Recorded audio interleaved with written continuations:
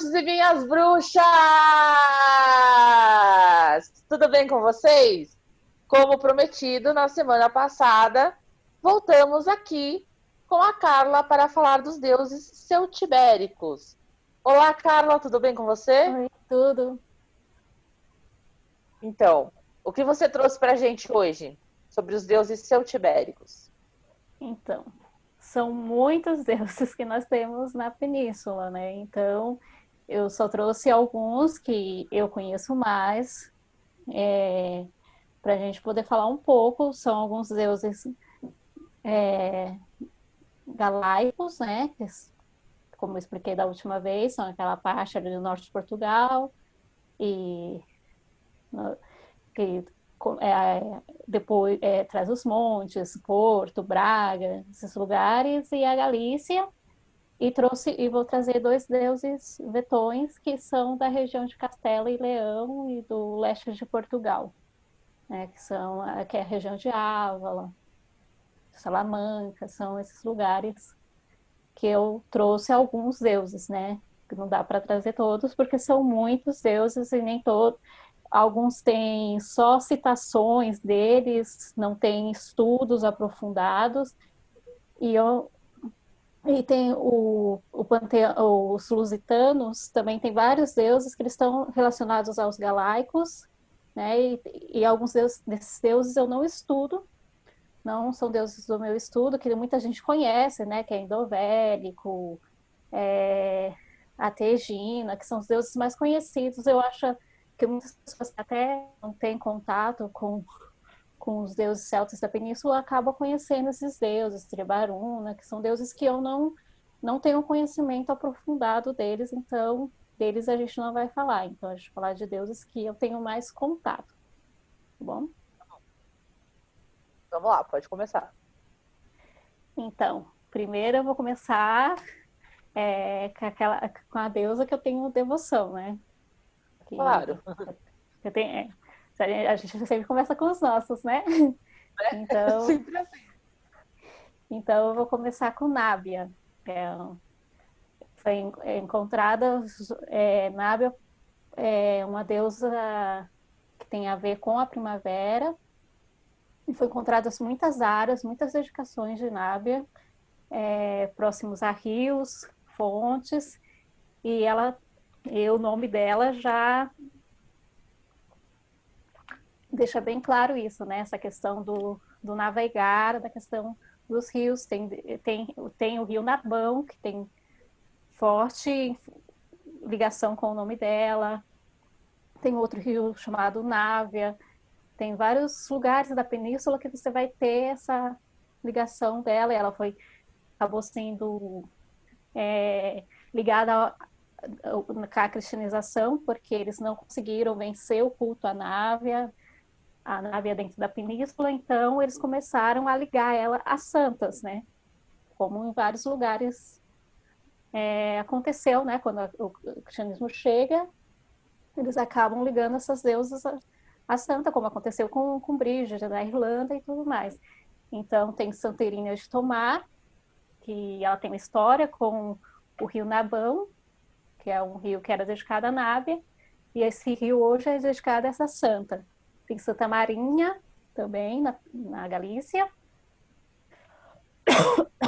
E tem também a Nossa Senhora da Barca, né, que também todas elas, na verdade, é só um nome que eles deram à Nábia.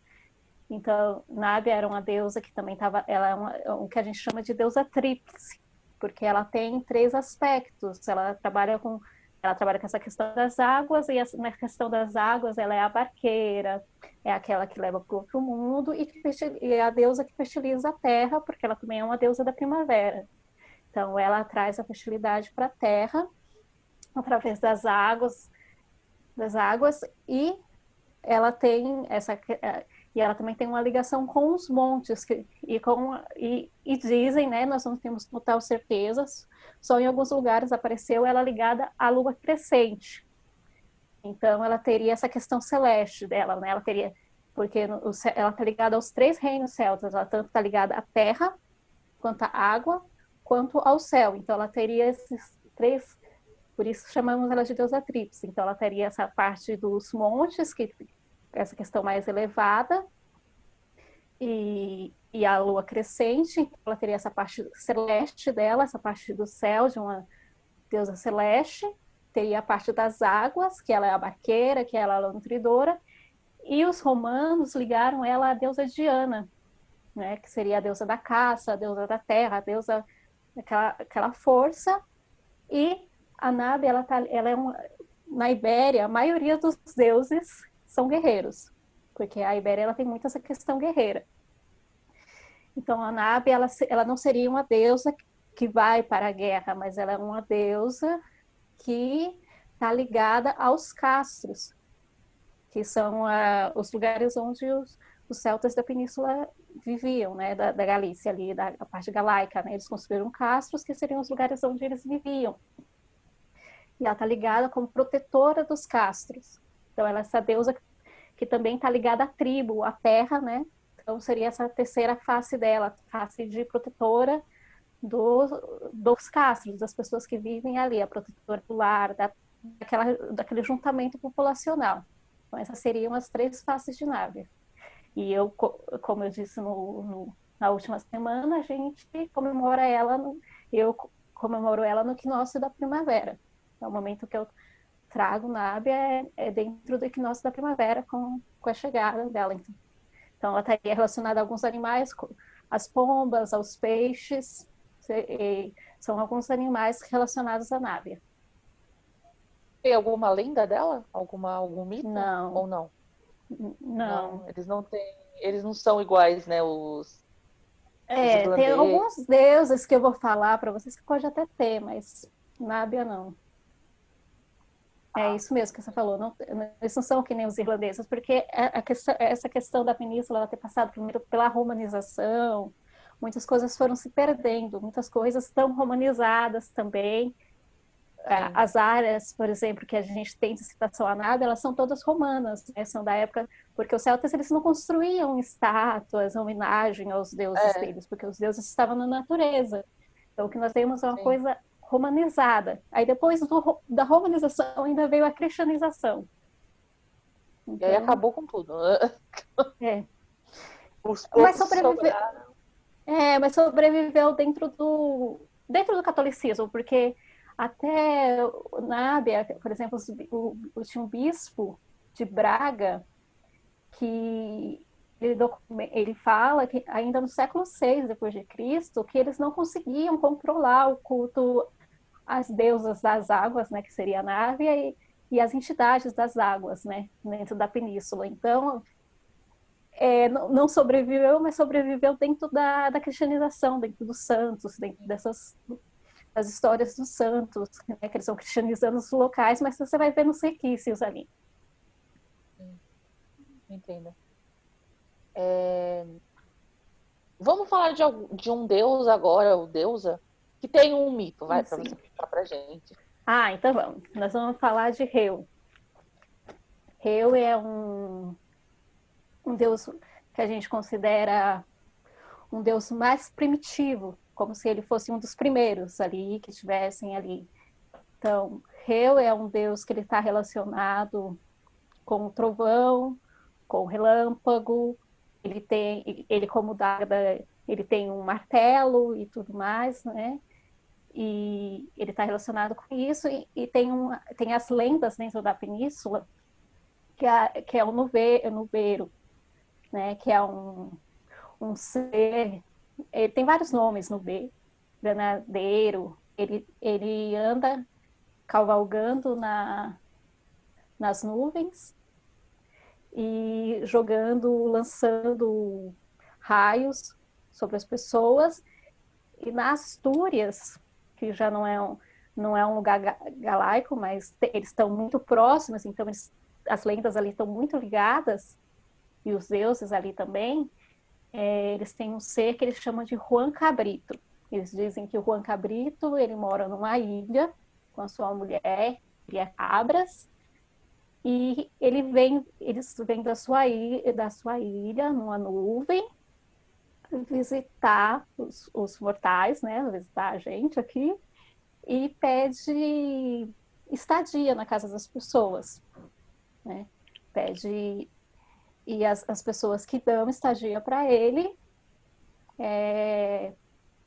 conseguem boas coisas. Se você precisar da ajuda dele, ele vai te ajudar, e aquelas que não conseguem, provavelmente algum raio, alguma coisa vai acabar destruindo as coisas que a pessoa tem.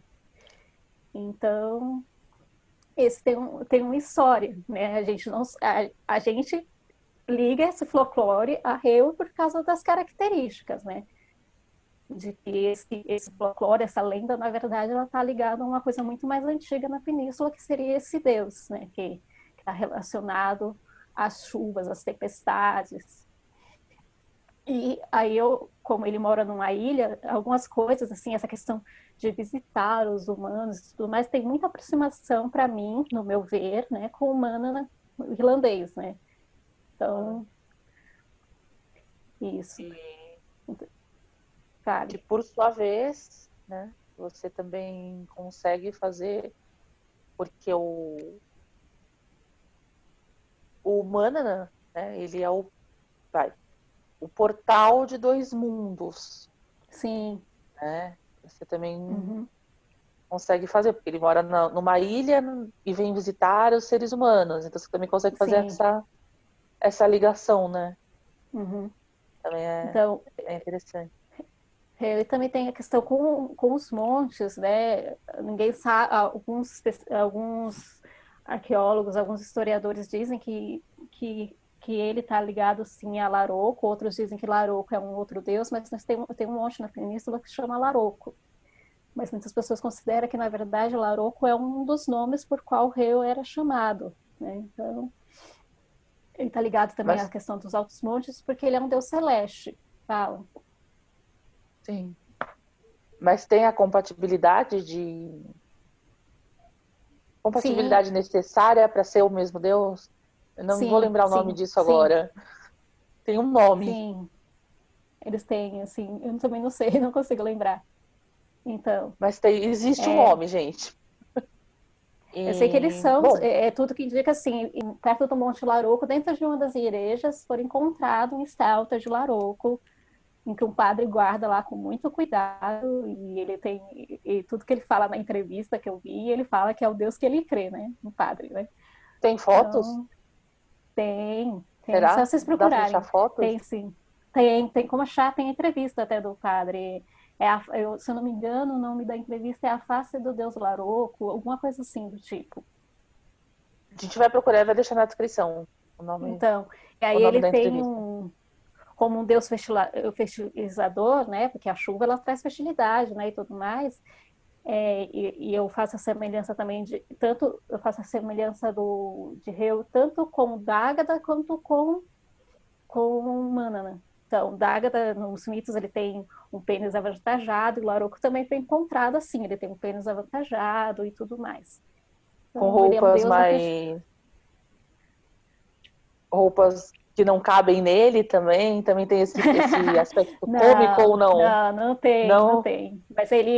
Mas quando ele aparece como Juan Cabrito para as pessoas, né? Ele aparece meio mendigo, né? Entendi. Então, talvez tenha alguma coisa a ver aí, mas eu acho que é por causa da questão de aceitação, né? Você tem que me aceitar do jeito que você está me vendo, né? E ele é vestido de peles de cabras, essas coisas, né? E como ele está relacionado à questão das chuvas, às fortes chuvas, aos relâmpagos, se vocês acompanharem essas notícias da Galícia agora, vocês vão ver que a Galícia está embaixo d'água, tem um ciclone lá e tudo. Então eu relaciono ele ao solstício de verão, que é quando a gente comemora, eu costumo comemorar Reu. Não tem nenhum registro histórico, nenhum registro arqueológico, isso é tudo inspiração. É uma adaptação, é um reconstrucionismo, né? Exatamente. Você lê o mito, lê as características dos deuses e encaixando. Não que os deuses sejam assim, fechadinhos, eu vou colocar ele aqui e só aqui que ele vai atuar nesse momento. Não é isso. Mas é o momento em que trago ele para a comemoração. Então, eu vou falar também agora eu vou trazer para a gente também uma deusa que ela é primitiva, considerada como se fosse a deusa mãe, que nem Danu seria dos irlandeses, né? A deusa mãe dos irlandeses, que é Kali, que em outras, que a gente pode fazer uma comparação com Kyler, né? Da Irlanda e da Escócia. Sim. Há algumas divergências, né, sobre o nome, mas tudo que indica Portugal e Galícia, o nome vieram da deusa Kali. Seria Porto Cali, né, Porto de Cali, e a antiga Calácia, que seriam os filhos de Cali. Então, por isso a gente considera ela deusa mãe. Aí tem algumas pessoas que vão estudar o nome e vão dizer que Cali, na verdade, está dizendo sobre o terreno de Portugal e o terreno da Galícia, que são espaços graníticos, que são espaços duros, que significariam pedras. O que não elimina também ser questão da deusa, porque essa deusa, dentro da Galícia, ela trabalha com as pedras, com as covas, os lugares. Então, ela também tem bastante história dentro do folclore. Dentro do folclore, ela aparece como as moiras, que são ela aparece carregando pedras, e às vezes ela deixa essas pedras caírem e formam megalíticos e formam covas. Ela sempre é vista carregando uma senhora idosa, carregando uma pedra muito pesada e carregando pão, às vezes cesto de frutas, crianças. Na Galícia, as moiras, elas aparecem ligadas às covas, a lugares funerários, e ela tem questão de estar ligada também à magia, ao outro mundo, todas as coisas que também a Kyler, irlandesa e escocesa, também vão estar ligada. É chamada de a velha. Tem uma história em que a pedra cai sobre ela e ela decide não, na verdade é que ela decide que ela está cansada de viver e que ela vai morrer naquele momento para depois renascer. Então ela pede que enterre ela com as pedras, e das pessoas não quer enterrar ela, e essa pedra ela mesma acaba se enterrando e colocando essa pedra, e quando ela se enterra, sai as serpentes, que também tem uma simbologia com as moiras na península. Então, as moiras são, para explicar um pouco melhor, as moiras são mulheres encantadas, que dizem na península, que elas estão ligadas a fontes, aos domes, que são lugares onde enterravam-se os mortos, as covas, e que elas são mulheres encantadas que ficam ali. Quando elas estão encantadas, elas aparecem como mulheres jovens, cabelos ruivos, fiando, e que pedem para serem desencantadas. Então, um desafio. Elas naturalmente se transformam em serpentes imensas, e o desafio é ou tirar uma flor da boca dessa serpente, ou não sentir medo quando ela se enrola no corpo inteiro do homem. E assim, ele vencendo esse medo, ele ganhará o tesouro das moiras.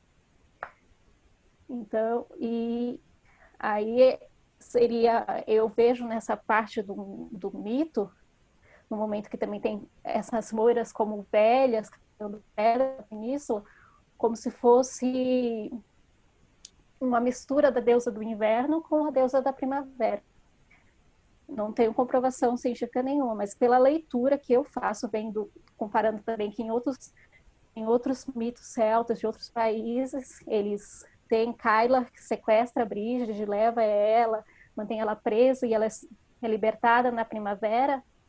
E a serpente, como eu falei na outra semana, a serpente tem a ver com essa chegada da primavera. Então, é um momento que seria a libertação da deusa da primavera. Então, ela chama um homem para que tenha coragem e a liberte dos reinos de Kyla, né, de Cali, no caso, na península. Então, seria como se fosse uma transição entre a deusa velha, que seria Kali, e talvez que resta de resquício de Brígide na península. Mas não tenho certeza. Então, você vê, como você vê, no seu ponto de vista, você vê a deusa Kali e a deusa Brígide como uma só, como uma o renascimento da outra.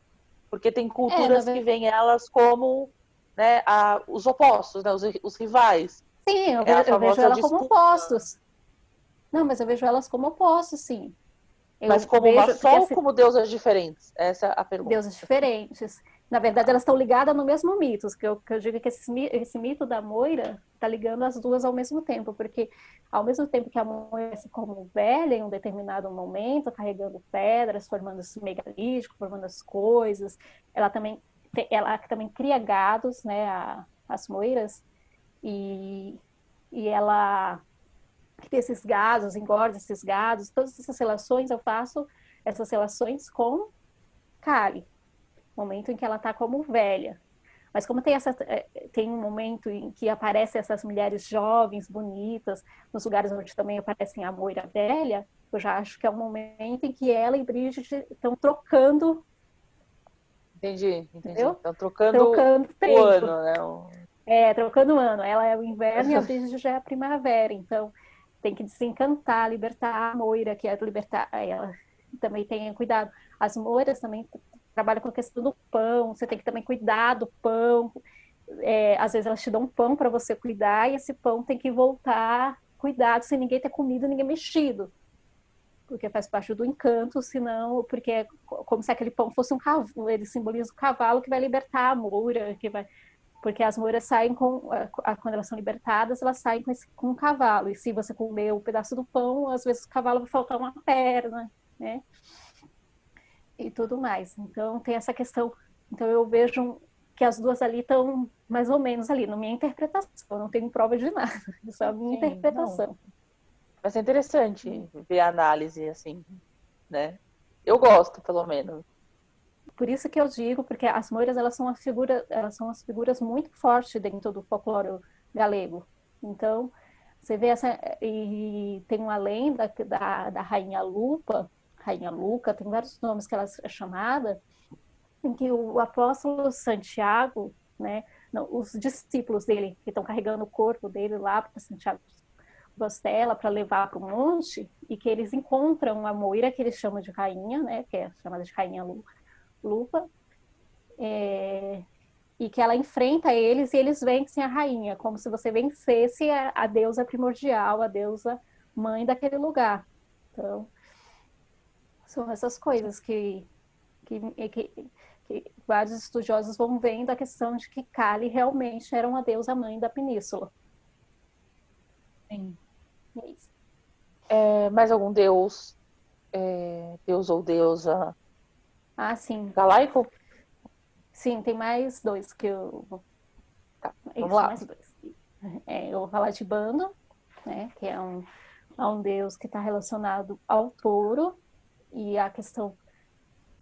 Então, voltando um pouquinho ainda de Kali, Kali eu comemoro por ela ser uma deusa ancestral ligada a tudo, a tudo que são, eu comemorei ela no Samhain, né? Dedicaria Sou, um culto a ela. Por ela ser uma deusa ancestral, né, ligada aos ancestrais. Ser a deusa mãe, a deusa ancestral, a primeira, né? sim.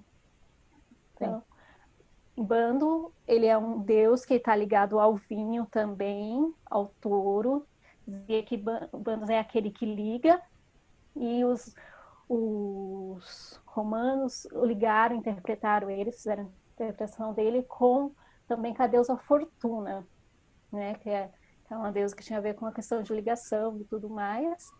E fizeram também com Marte, né? O deus guerreiro. Então, Bando ele tem essa questão de do touro, da questão da fertilidade do touro, e também ele tem a questão que ele é um deus que está ligado aos ajuntamentos populacionais. Então acredita-se que ele era um deus que protegia os ajuntamentos populacionais e que tinha o poder de paralisar os inimigos ou de criar laços, né? Ninguém sabe exatamente essa designa de o Deus que ata, o Deus que prende, se essa designa tem a ver com paralisar os inimigos ou de criar laços, de ter uma conversação, de ter uma aliança. Tem Sim. um festival, alguns estudiosos associam ele ao Festival de São Marcos, que acontece, que é um festival que pegam dizem que o padre, o cura, né, amansa um touro, e esse touro fica manso e vai andando e passando no festival todo, mas todo mundo sabe que, na verdade, eles dão vinho pro touro, e o touro acaba ficando mais manso, e eles... Então, esse festival simboliza muito o que seria o bando, né? Um deus Sim. apaziguador, um deus... Então, dentro do Festival de São Marcos, a gente pode ver mais ou menos quando o que seria a questão de bandos ali dentro do cristianismo, né? Então, por tudo isso, e a data de São Marco é no final de abril, eu comemoro bandos no Beltane, né? Tem essa questão da fertilidade e da questão da união, do momento da presença de todo mundo. E a questão Sim. também do vinho, né? Tudo mais. Sim. O vinho É, também vamos...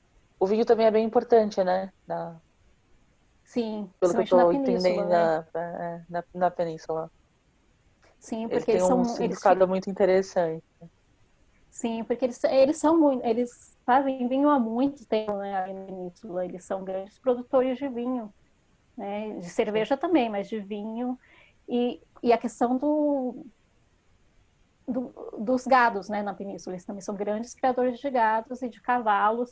Os romanos ficaram muito surpresos de quantos cavalos as pessoas da península tinham, né? A península já vinha fazendo comércio, é diferente de outros países, de outros lugares célticos. Os celtas da península, eles faziam muito comércio com os gregos e com os fenícios. Então, eles já tinham um contato, por estarem ali perto do Mediterrâneo, muito grande com esses povos. Então, eles ficavam muito há relatos de historiadores romanos relatando a surpresa de quanto gado e de quanto cavalo se tinha na Península Ibérica, dos celtas da península. Aí assim a gente entra no próximo deus, Pode falar. que é o Cos, que é o Cossus. É um, é um deus que está ligado aos cavalos, né? E esse deus, tudo que ele também foi associado a Marte, mas também a Ares, né? O deus grego da Sim. guerra. Então ele E o também Marte no romano. Marte romano e Ares. Então, como eu falei um pouquinho dele, né, do Lunassa, né? Então era um deus que estava relacionado às confrarias guerreiras. Ele é aquele que iniciava os guerreiros dentro da Península Ibérica, que estava ligado aos cavalos, aos porcos. Ele foi cultuado muito no litoral da península, na verdade, né, no litoral galaico. Bandos é uma coisa mais do interior do galaico. Já Cosso, ele é um deus que está no litoral. E depois foram achadas áreas em outros lugares, mas tudo isso por causa da mineração, que acabaram levando deuses de um lugar para o outro, né? Mas até então ele era cultuado ali na parte litorânea, e ele tem essa questão de iniciação guerreira, e um deus que é muito fortemente ligado à questão dos cavalos. E existe algumas lendas na península, não estou dizendo que os moiros sejam Cosso ou o outro que eu vou falar seja ele, mas eles estão, mas aparece que os mouros eles apostavam corridas com os seres humanos, né? Eles aparecem, claro que é uma corrida que você nunca ganha, porque sempre é eles que vão ganhar, porque eles são seres encantados, seres de outro mundo, eles têm muito mais habilidade do que a gente. Então, mas aparecem como para tirar sarro mesmo da nossa cara, zoar a gente, Sim. ele aparece para postar corridas com os humanos. Então, eu vejo essas corridas que os mouros apostam com os humanos como uma remanescência do que seria o Cossus. Né? Um deus que está ali com desafio, com a questão da guerra, desafiar mesmo, né?